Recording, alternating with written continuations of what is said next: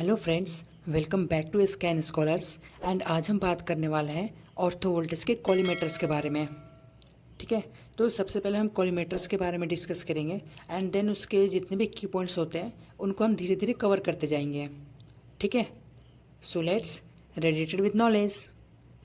तो जो कॉलीमेटर होता है इसके सबसे पहले हम इंट्रोडक्शन पे बात करते हैं। ठीक है, a collimator is a mechanical device that narrows the X-ray beam. तो जो कॉलीमेटर होता है, जो अभी हमारा ऑर्थो वोल्टेज या फिर हमारा जो भी रेडियोथेरेपी ट्रीटमेंट की जितने भी मोडालिटीज़ मशीन्स होती हैं उसमें हम जो भी कॉलीमेटर्स का यूज़ करते हैं वो क्या होता है, वो एक मैकेनिकल डिवाइस होता है। ठीक है, जो क्या करता है, जो भी हमारी एक्सरे बीम है या फिर जो भी हम रेडियोथेरेपी ट्रीटमेंट में जो भी आयनाइजिंग रेडिएशन का यूज कर रहे हैं उसको क्या करता है, उसको मतलब कि उसको पतला बनाता है। पतला इन द सेंस कि जो भी हमारे पास ब्रॉड बीम आ रही है उसको क्या करता है, उसकी विड्थ को कम कर देता है। ठीक है, it shapes the beam before it exits the tube making it more precise। तो ये बीम को क्या करता है, शेप करता है एंड ट्यूब से बाहर निकलने से पहले ही, जिससे बिल्कुल जो भी हमारे पास जो भी रेडिएशन है, जो भी एक्सरेज है, वो एकदम अपने पॉइंट पे टारगेटेड रहती है। ठीक है, हमें कितने एरिया तक डोज देना है हम उससे एक्सरे बीम की विड्थ को डिसाइड कर पाते हैं। This ensure radiation is limited only to the target area. तो इसका मतलब यह है कि रेडिएशन सिर्फ उसी जगह पे जाता है जहाँ ज़रूरत है एंड नो एक्स्ट्रा एक्सपोजर। ठीक है, एंड अब इसके हम पर्पस के बारे में डिस्कस करते हैं। The main purpose is to confine the radiation to the treatment area. तो कॉलीमेटर का मेन काम होता है जैसे कि रेडिएशन को कन्फाइन करना, यानी सिर्फ ट्रीटमेंट एरिया तक ही लिमिटेड रखना। It minimises exposure to healthy surrounding tissues. तो इसका अगर मेन पर्पस के बारे में बात करें कॉलीमेटर्स का, इससे क्या होता है, हम बीम की थिकनिंग को डिसाइड कर पाते हैं। ठीक है, एंड उससे क्या होता है कि हमारे जो भी उसके पास सराउंडिंग हेल्दी टिश्यूज़ है, ट्यूमर के सराउंडिंग में जो हेल्दी टिश्यूज़ है उनको क्या होता है, उनको एक्सपोजर कम मिलता है एंड पेशेंट की डोज भी कम हो जाती है। ठीक है, this improves both safety and treatment accuracy.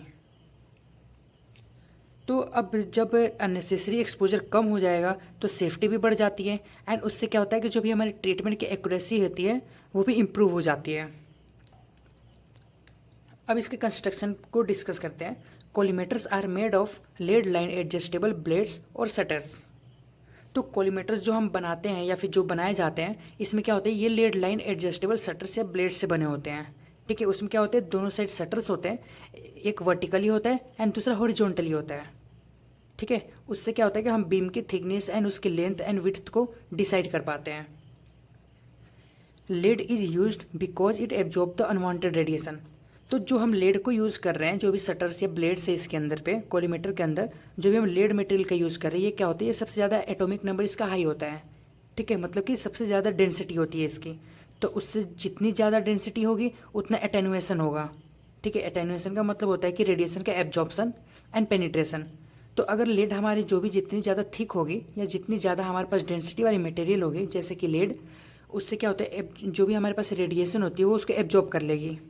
ठीक है, तो कॉलीमेटर्स के ब्लेड भी हमारे लेड के ही बने होते हैं। जो भी हमारे पास अनवांटेड रेडिएशन होती है वो उसको क्या करती है, उसको लिमिटेड कर पाती है। These shutters can be manually move to change the field size.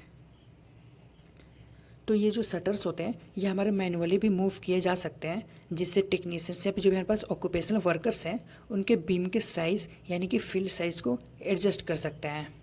ठीक है, सिंपल मैकेनिज्म होता है इसका, लेकिन जो इसके इफेक्टिव को हम कंट्रोल भी कर सकते हैं। एंड अब हम बात करते हैं इसके वर्किंग प्रिंसिपल के बारे में। The collimator works by adjusting the opening to control beam width. तो इसमें हम समझेंगे कि इसका जो वर्किंग सिस्टम होता है वो कैसे होता है। The collimator works by adjusting the opening to control beam width. तो कॉलीमेटर बीम की विड्थ को कंट्रोल करता है। जैसे जैसे आप ओपनिंग को नैरो करते जाते हैं बीम भी नैरो होती जाती है। ठीक है, जिससे कि हमें एक पर्टिकुलर पॉइंट पे भी हम सारे रेडिएशन की डोज को डिपॉजिट कर पाते हैं। It reduces beam divergence and provides a well defined radiation field. इससे बीम का जो डाइवर्जेंस होता है वो कम हो जाता है और हमें मिलता है एक well defined focused and radiation field. This ensures precise targeting of the lesion. तो ये प्रिसीजन अलाउ करता है लीजन या किसी भी डिजीज एरिया पे एग्जैक्ट टारगेटिंग बिना सराउंडिंग हेल्दी टिश्यूज को डैमेज किए। ठीक है, तो जो कॉलीमेटर है वो सिर्फ एक मेटल का बॉक्स नहीं होता है, बल्कि एक स्मार्ट टूल है जो रेडिएशन को कंट्रोल करता है, उसके शेप एंड साइज़ को। ठीक है, जिससे कि हमें सेफ्टी में थोड़ी सी ज़्यादा ही हमें सेफ्टी मिल पाती है उसकी वजह से। एंड अब हम बात करते हैं इसके टाइप्स ऑफ कॉलीमेटर्स के बारे में। ठीक है, तो सबसे पहले हम इसके फिक्स्ड अपर्चर कॉलीमेटर के बारे में डिस्कस करेंगे, and then manual adjustable collimators, and then multi leaf कॉलीमेटर्स।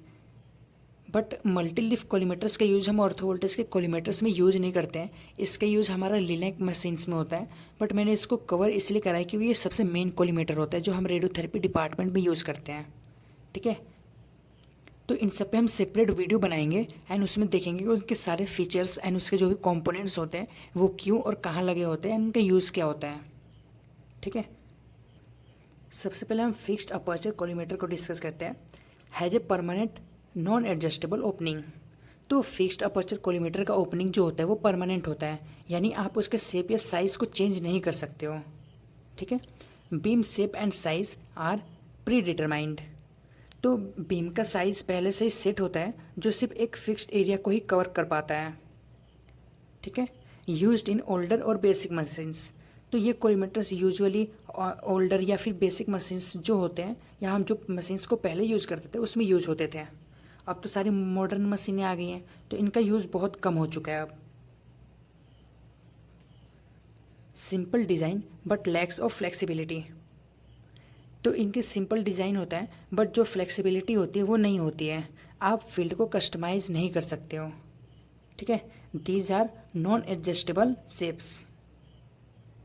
तो इनमें जो भी हमारे पास जो भी शेप्स को हम क्या करते हैं, हम उसको एडजस्ट नहीं कर पाते हैं। ठीक है, तो फिक्स्ड अपर्चर कॉलीमेटर का एक ड्रॉबैक ये है कि हम इसको अपने अकॉर्डिंग शेप एंड बीम को साइज़ को कितना रखना है हम इसमें सेट नहीं कर पाते हैं, ये ऑलरेडी से फिक्स होता है। एंड अब नेक्स्ट है manual adjustable collimator, most common type in ortho voltage units. तो जो मैनुअल एडजस्टेबल कॉलीमेटर का जो टाइप है, तो ये सबसे कॉमन होता है ऑर्थो वोल्टेज मशीन्स में। अगर हम यूजुअली बात करें तो इसमें क्या होता है, used lead linings shutters blades that can be manually adjusted. इसमें जो लेड की लाइंस होती है शटर से, जो ब्लेड्स लेड्स की बनी होती हैं, उनमें मैनुअली हम एडजस्ट कर सकते हैं, जिसका मतलब है कि हम या फिर ऑक्यूपेशन जो वर्कर है या फिर टेक्नीशियन है वो बीम की साइज़ अपनी रिक्वायरमेंट के अकॉर्डिंग सेट कर सकते हैं। Allow worker to change the field size as needed. मतलब कि जो भी हमारे पास वर्कर है वो इसके फील्ड साइज़ को कभी भी एंड किसी भी शेप एंड साइज़ में बीम को कस्टमाइज कर सकता है। Offers better precision and control. तो ये कॉलीमेटर बेटर प्रिसीजन और बीम को कंट्रोल देता है, जिससे कि ट्रीटमेंट एग्जैक्ट टारगेट पर फोकस हो सकती है एंड हमारे जो भी नियर बाई टिश्यूज़ है उनको कोई भी हार्म या फिर एक्स्ट्रा जो भी हमारे पास डोज लगती है वो हमारे हेल्दी टिश्यूज़ को नहीं लगती है। एंड अब नेक्स्ट है मल्टीलीफ कॉलीमेटर। तो मल्टीलीफ कॉलीमेटर जिसे हम एमएलसीज के नाम से भी जानते हैं, ये मोस्टली हमारे पास लिनेक मशीन्स में यूज़ होता है, बट हम इसके बारे में थोड़ा सा डिस्कस करेंगे क्योंकि हम यहाँ पे कॉलीमेटर को डिस्कस कर रहे हैं। ठीक है, तो हम इसके लिए सेपरेट वीडियो लेके आएंगे जिसमें हम मल्टीलीफ कॉलीमेटर्स के फुल डीप डिटेल्स के बारे में डिस्कस करेंगे। So not used in ortho voltage but important in radiotherapy. तो ये कॉलीमेटर मेनली लिनेक्स यानी लीनियर एक्सेलेटर, जो भी पार्टिकल एक्सेलेटर मशीन होते हैं जो रेडियोथेरेपी में कैंसर या ट्यूमर के ट्रीटमेंट में यूज़ करते हैं, ये मेनली उनमें यूज़ होता है। बट हमारे ऑर्थो वोल्टेज मशीन्स में मल्टीलीफ कॉलीमेटर का यूज़ नहीं होता है। ठीक है, consist of multiple thin leaves that shape the beam dynamically. तो इसमें होती है कुछ मल्टीपल बहुत सारी थिन लीव्स होती हैं जो बीम को डायनेमिकली शेप करती है, जैसे कि ट्रीटमेंट के डिज़ाइन के हिसाब से कि हमें पेशेंट को किस टाइप की ट्रीटमेंट देनी है। ठीक है, उसके अकॉर्डिंग हम इसके लीव्स को मेंटेन कर सकते हैं। Used for conformal and intensity modulated treatments.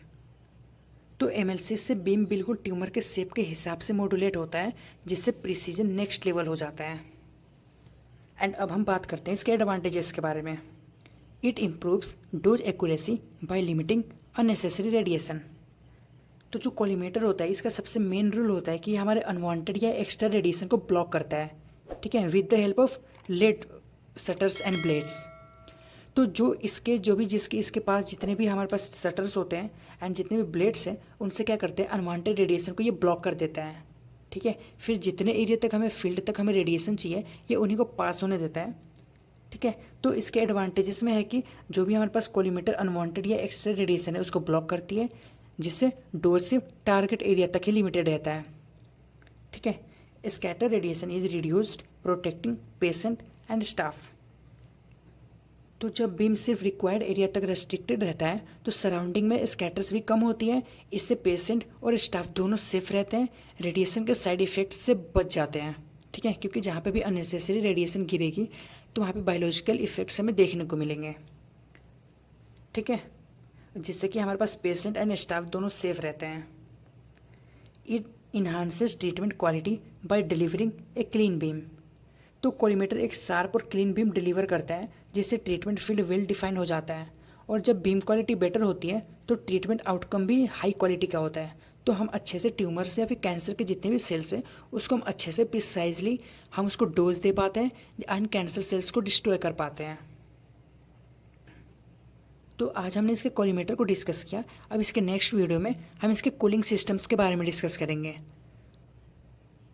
सो आप लाइक शेयर एंड सब्सक्राइब करो, समझ आया तो वाओ, नहीं आया तो रिवाइंड कर लो, और हाँ बेल आइकन को भी प्रेस कर देना ताकि नेक्स्ट वीडियो आते ही आपको नोटिफिकेशन मिल जाए। और ऐसे ही नोट्स एंड एग्जाम की प्रिपरेशन के लिए आप चैनल को सब्सक्राइब कर सकते हो। सो मिलते हैं अब नेक्स्ट वीडियो में, तब तक के लिए stay curious and stay smart.